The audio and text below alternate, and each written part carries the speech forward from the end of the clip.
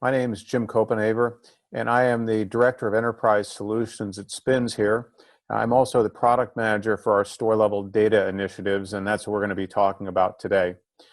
So most of you will know that store-level data is obviously an integral part of your information and insights arsenal. So it takes us down from just understanding categories to key accounts, and now the next level we're going to get to is understanding how your product is moving and distributed in store-level data.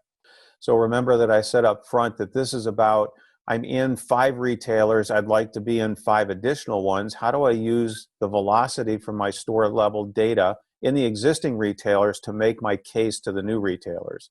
And then increasing the store footprint was all about, I have a line of 10 items, the store is currently carrying 5 of them, so how do I get the other 5 items in there by using the velocity story in the places where it's already being sold? So velocity is simply the measure of how many units am I selling per point of distribution. So as an example, I could say 2 brands are selling 100 units a week. One of the brands, and let's go back to our hypothetical 100-store chain, one of the brands is authorized in selling in all 100 stores. The other one is authorized but only selling in 50 stores. So brand B actually has higher velocity. There's better movement per store that it's in than brand A does, or product A. So velocity is our ability to measure and to factor out distribution to say what is the true consumer demand for this product. So store level data obviously gives us the average velocity per store. And it also across that 100-store chain will point out if the average across the 100-store chain is 10 units a week, it won't be 10 units a week in every single store. There'll be some stores where it'll be 2 units a week, and there'll be other stores where it'll be 50 units a week. So store-level data will help us understand not just the average, but what is the high-low. And then you can play all sorts of fun games like, okay, if my average is 50 cases a week, and I could bring all of my sub-average stores up to the average, then you could say, how much is that worth to me? So there's all sorts of fun things that we can do with math once we understand the underlying data there. The second thing is, how many stores am I seeing increasing velocity? So one of the other things that you're looking for is where are the stores where in week 1 I was moving 20 cases, in week 2 I was moving 22, in week 3 I was moving 25, in week 4 I was moving 50. Those are the stores where the consumer demand is obviously accelerating. And we want to try and feed that. There's an old saying that says, always feed your winners and starve your losers. And so this is an example of being able to look at the stores with accelerating velocity and saying, hey, I'd like a display there, or I'd like more items there because obviously it's resonating with the consumer. On the flip side, one of the things you've got to be concerned about is the products that aren't moving well. So we'll look at decelerating velocity through the store level data as well. And we'll look at those places and work with the retailer and say, hey, this product is not moving as well as I thought. What is it that we could do to shore up the movement in this particular store?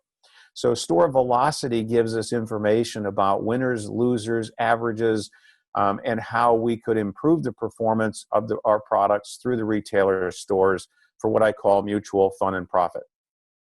So now the question becomes, hey, I'm already buying Spins data. Is this a natural extension to it? Sure. You're already buying categories and channels, and in a lot of cases, you're probably buying key accounts. This is the next step that says, after I understand my world from those dimensions, I now want to understand it at store level, and there are going to be new things that I couldn't see at key account level that now become revealed to me. But in talking to our sales reps, especially the ones who call on newer accounts or smaller accounts, their question to me, which is a very logical question, is, hey, Jim, instead of starting at the top and cascading down, why wouldn't smaller brands use store-level data as their entry point for insights and information? And as I thought about it, I was like, yeah, that's a great idea. I never thought of that before. So the other way to think about this is you may not be buying key account data. You may not be buying channel data. You could start with, hey, I'm $1 million brand, and I'm distributed in these places. I'd like to know what my distribution is in fresh time. And I'd like to know how many stores I'm in and what price point I'm getting. So another application courtesy of our sales force and the people who call on those accounts, yes, it would be a perfectly good application to start your journey with Spins at store level data and then graduate into key accounts and channels.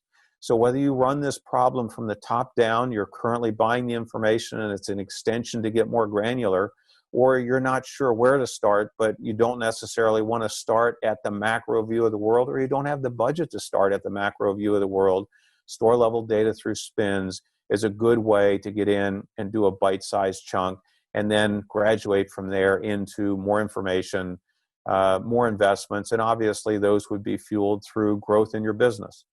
So we would like to be on this journey with you, and information and insights. Store level data is one of the pieces that we bring, and we'd love to talk to you further about your particular needs and how store level data through SPINS can help you grow your business.